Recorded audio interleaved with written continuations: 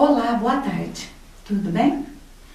Hoje eu queria compartilhar com vocês um versículo que está em Hebreus 11, versículo 1, que diz que a fé é a certeza daquilo que se espera e a convicção de fatos que não se veem. Se você ler a Bíblia de uma ponta a outra, você vai ser impactado com uma tremenda revelação. Ali há muitos homens e mulheres que Deus usou, que você provavelmente deve conhecer muitos deles.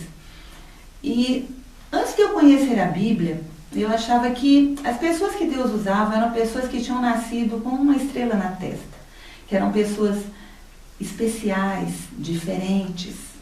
E na verdade, lendo a Bíblia, como eu disse, de uma ponta até a outra, eu descobri, e eu creio que você vai descobrir também, que as pessoas que Deus usa são pessoas comuns, mas elas têm algo que faz com que elas sejam úteis a Deus.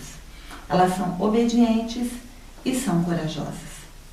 A visão que nós temos de alguém que Deus usa é alguém que faz todas as coisas de forma perfeita, alguém que é politicamente correto.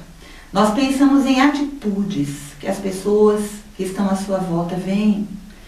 E muitas vezes isso nada mais é do que religiosidade.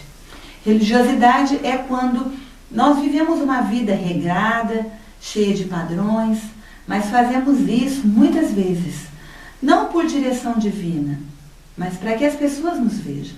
Isso é religiosidade. A verdadeira vida com Deus é uma vida de relacionamento. E quando nos relacionamos com Deus, nós percebemos que Ele tem uma missão, uma tarefa, Ele tem um encargo para cada um de nós.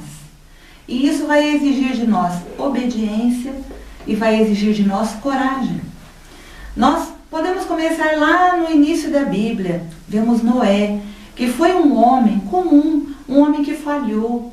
Mas você vê que quando Deus o desafia a construir uma arca e disse que ia chover sobre a terra, e só sobreviveria quem estivesse dentro da arca, Noé obedeceu.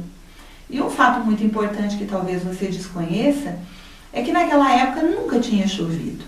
A Bíblia fala que a terra era regada com um vapor. Então nunca havia acontecido uma tempestade, nunca haviam se formado nuvens no céu, nunca havia caído um temporal. Então Noé teve muita coragem para crer naquilo que Deus disse a ele.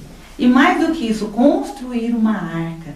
Vocês sabem que todos debochavam dele, todos diziam que ele era louco, e no entanto ele foi obediente. E quando aquele dilúvio veio, Noé entrou na arca com a sua família, com os animais que Deus tinha determinado, e ele e a sua família foram salvos daquele dilúvio. Na verdade, foi a família escolhida por Deus para recomeçar a história da humanidade. A gente caminha mais um pouquinho, a gente encontra ali Abraão, que era um homem que vivia bem, era um homem muito próspero, tinha muitos bens, mas ele não tinha filhos. E Deus o desafia a sair da sua terra, da sua parentela, e ir para uma terra distante que ele desconhecia. E Deus diz que faria dele uma grande nação. E Abraão creu na palavra de Deus, apesar de todas as impossibilidades. E reuniu tudo o que tinha e saiu daquela sua zona de conforto, do lugar que ele conhecia, para ir para uma terra desconhecida, que depois se tornou a terra que a nação de Israel herdou. É uma terra física, que existe até hoje, onde eles vivem. Mas até então Abraão não sabia para onde ele estava indo. Ele creu que Deus lhe daria um filho na sua velhice. E quando Deus pede para que, depois que esse filho nasce, ele seja sacrificado num altar, nós não vemos no relato bíblico Abraão discutindo com Deus, Abraão argumentando. Ele simplesmente toma o seu filho Isaque, leva ao monte que Deus tinha determinado e estava disposto a sacrificar aquele filho. E Deus intervém, porque Deus viu que Abraão teve fé para realizar aquilo que Deus tinha colocado diante dele. Então ele foi, assim como Noé, um homem de fé. E através de Abraão, que também teve suas falhas, seus defeitos, né? Deus levantou uma nação, que hoje é a nação de Israel. Nós caminhamos mais para frente e vemos Davi, que a Bíblia diz que era um homem segundo o coração de Deus. Davi foi um homem tão falho que nós sabemos que ele cometeu um adultério. No entanto, Deus o desafiou a ser um homem de fé. Desde o princípio, quando o profeta Samuel é enviado à casa dele para ungir um novo rei para Israel, ele é comissionado para ser o novo rei de Israel.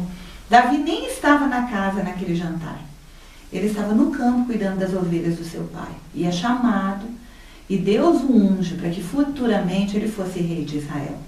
E logo em seguida, quando Davi é enviado pelo seu pai a levar alimento para os seus irmãos que estavam no campo de batalha, ele se defronta com um gigante que estava há vários dias afrontando o exército de Israel. Nós conhecemos bem essa história, em que Davi, simplesmente com uma funda e algumas pedras que ele apanhou no ribeiro, ele enfrenta aquele gigante enorme. Por quê? Porque ele tinha fé no seu Deus.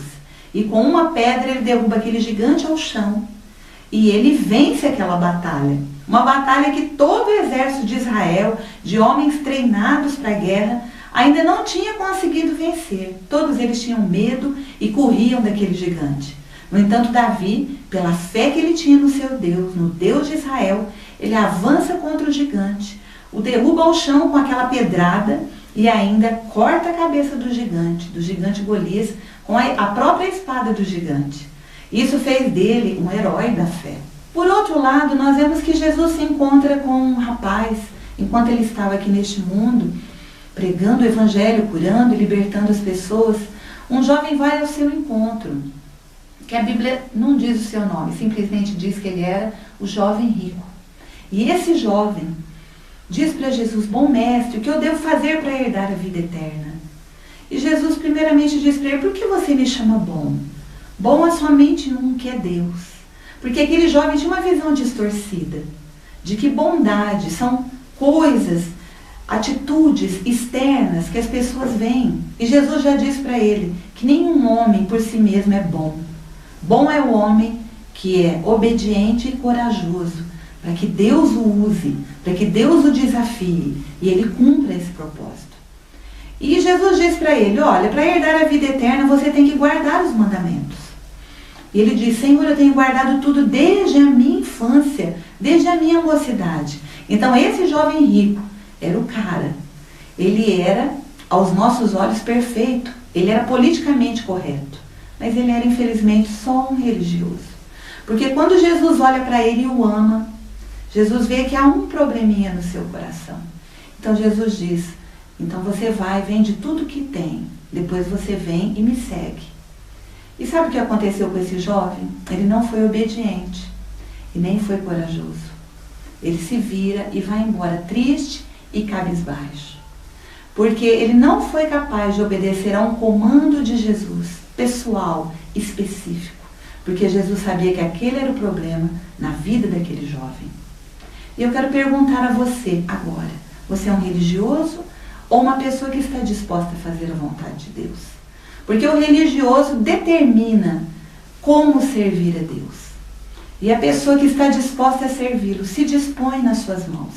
Dispõe os seus membros como instrumento de justiça, para que agora Deus use para o seu louvor e para a sua glória, para cumprir um chamado e um propósito, para fazermos parte desse imenso quebra-cabeça, que é o propósito de Deus nessa terra. Deus o abençoe. Até a próxima.